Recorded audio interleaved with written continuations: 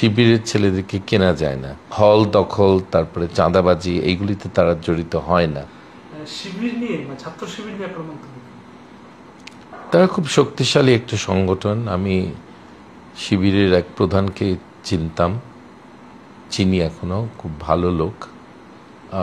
তারা খুব শক্তিশালী এবং তারা রাজনৈতিকভাবে সক্রিয়।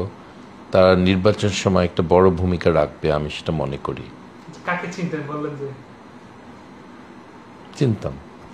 আচ্ছা, মানে শিবির যেভাবে কাজ করছে আর কি, আমরা যেটা বললাম যে জুলাই আগস্ট আন্দোলনে সব শিক্ষার্থীরাই তো আন্দোলনে করেছে, তো তাদের বিরুদ্ধে কোনো অভিযোগ আছে মানে চাঁদাবাজি, কিন্তু সেরকম ভাবে ছাত্র শিবিরের বিরুদ্ধে কিন্তু কোনো অভিযোগ নাই। না, এটা আপনি কিভাবে দেখেন? এটা জামাতের শিক্ষা হলো হালাল হারাম উপার্জনের মধ্যে একটা পার্থক্য করা।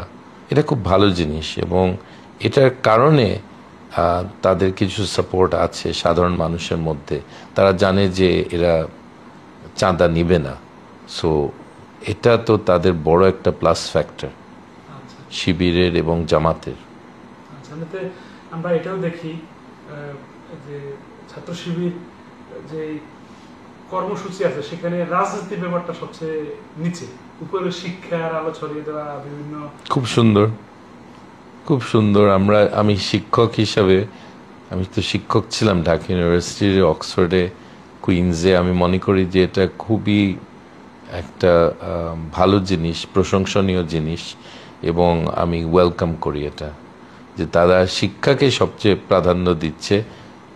এর চেয়ে ভালো তো কিছু হতে পারে না এটা শিক্ষকের দৃষ্টিতে। আচ্ছা, আমি শিবিরের সাথে বা শিবিরের নেতার সাথে আপনার কোনো স্মৃতি বা কোনো গল্প আছে কিনা বা কোনো? না, এই ধরনের কিছু নাই। আমি আমার কোনো ইয়ে নাই, অত ক্লোজ আমি কখনো ছিলাম না শিবিরের সাথে।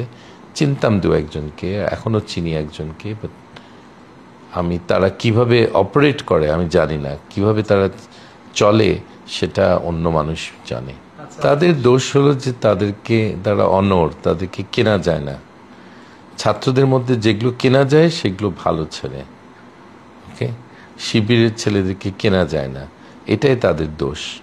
সো এই কারণে তাদের উপরে নির্যাতনটা বেশি হয়েছে।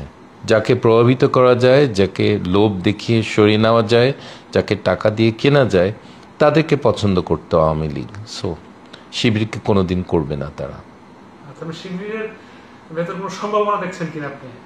না, এরকম কোনো বিশেষ সম্ভাবনা দেখছে না।